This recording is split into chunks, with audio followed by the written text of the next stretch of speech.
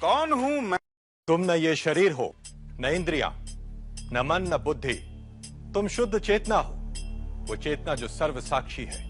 जीवन का उद्देश्य क्या है? जीवन का उद्देश्य उसी चेतना को जानना है जो जन्म और मरण के बंधन से मुक्त है। उसे जानना ही मोक्ष है। जन्म का कारण क्या है? अतृप्त वासनाएं, कामनाएं और कर्म फल, यही जन्म का कारण है। जन्म और मरण के बंधन से मुक्त कौन है? जिसने स्वयं को, उस आत्मा को जान लिया, वो जन्म और मरण के बंधन से मुक्त है। संसार में दुख क्यों है? लालच, स्वार्थ, भय संसार के दुख के कारण है। तो फिर ईश्वर ने दुख की रचना क्यों की? ईश्वर ने संसार की रचना की और मनुष्य ने अपने विचार और कर्मों से दुख और सुख की रचना की। क्या उत्तर दिया? क्या ईश्वर है? कौन है वह? क्या रूप है उसका? क्या वह स्त्री है या पुरुष?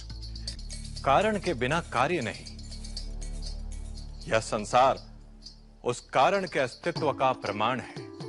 तुम हो, इसलिए वो भी है। उस महान कारण को ही अध्यात्म में ईश्वर कहा गया है। वो न स्त्री है न पुरुष। उसका स्वरूप क्या है? वो सच्चित आनंद है। वह अनाकार ही सभी रूपों में स्वयं को व्यक्त करता है। वह अनाकार स्वयं करता क्या है? वो ईश्वर संसार की रचना, पालन और संहार करता है। यदि ईश्वर ने संसार की रचना की, तो फिर ईश्वर की रचना किसने की? वह जन्मा, अमृत और अकारण है। भाग्य क्या है? हर क्रिया, हर कार्य का एक परिणाम है। परिणाम अच्छा भी हो सकता है, परिणाम बुरा भी हो सकता है। यह परिणाम ही भाग्य है।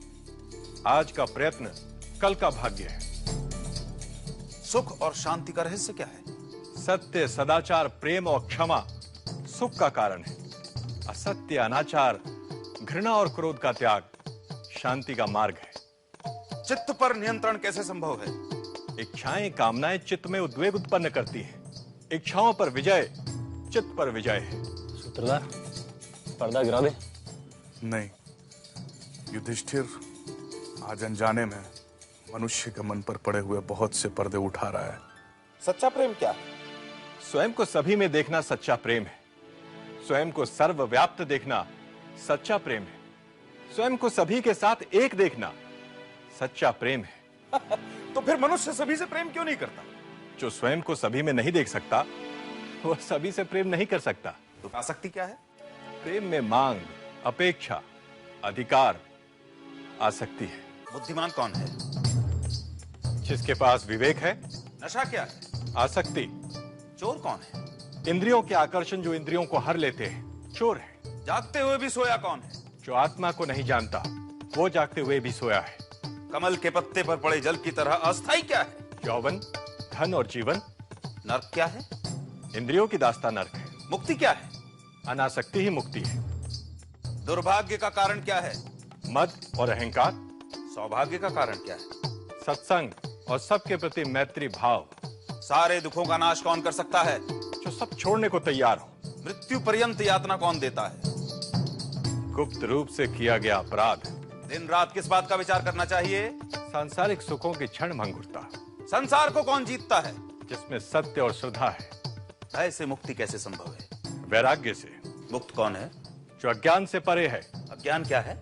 आत्मज्ञान का अभाव ही अज्ञान है। दुखों से मुक्त कौन है? जो कभी क्रोध नहीं करता।